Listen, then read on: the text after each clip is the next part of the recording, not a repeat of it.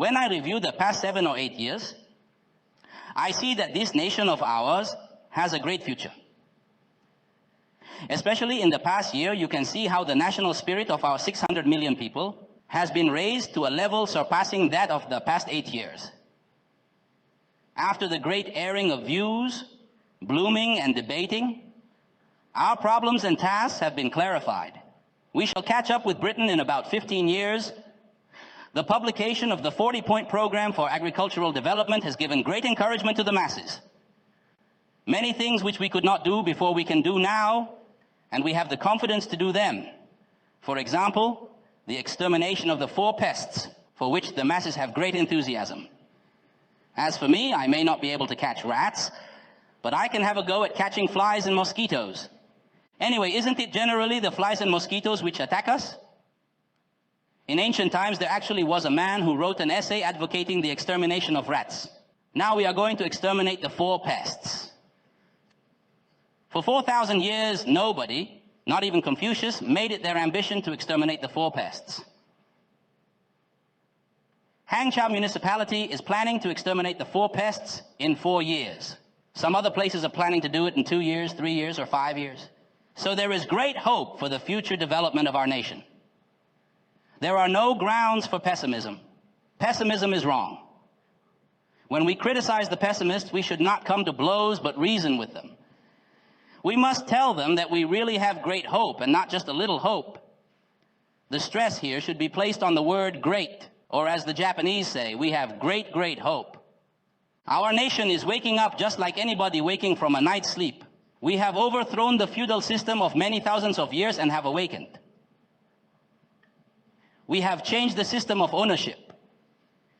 We have now gained victories in the rectification campaign as well as in the anti-rightist campaign. Our country is both poor and blank. Those who are poor have nothing to call their own. Those who are blank are like a sheet of white paper. To be poor is fine because it makes you inclined to be revolutionary. With blank paper, many things can be done. You can write on it or draw designs.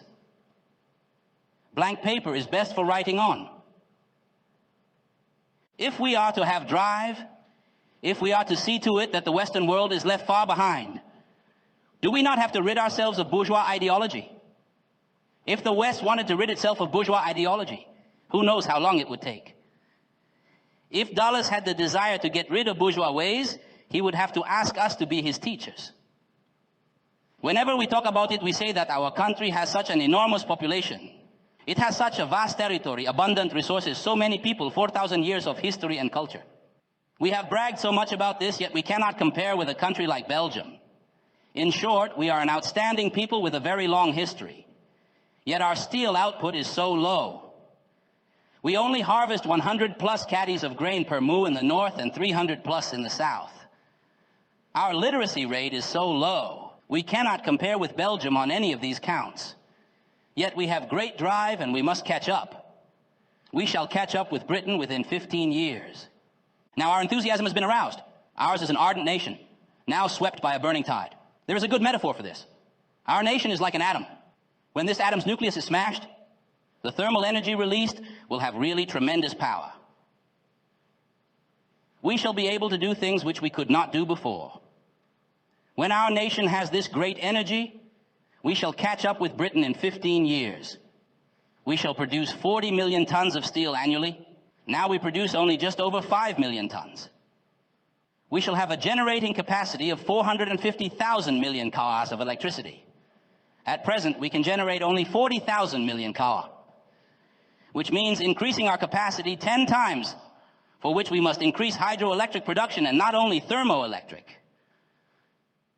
We still have 10 years to carry out the 40-point program for agricultural development, but it looks as if we shall not need 10 years. Some people say 5 years, others 3.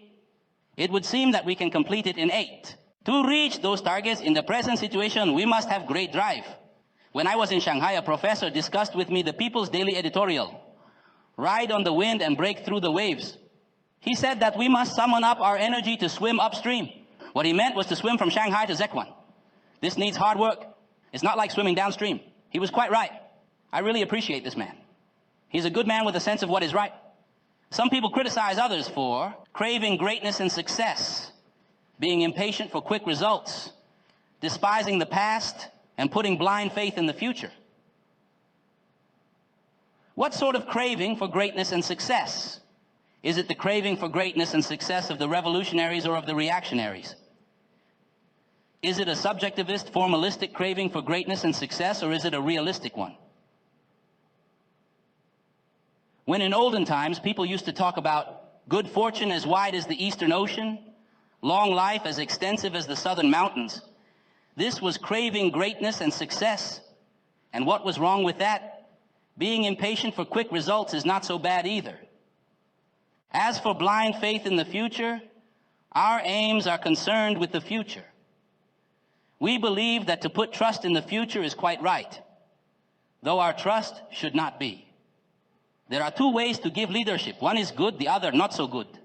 I do not mean that one is Dulles' way and one is ours, nor that one is the rightist way and the other ours. I mean that in building socialism, there are two methods of leadership, two styles of work. On the question of cooperativization, some people advocate more speed, others a more gradual approach.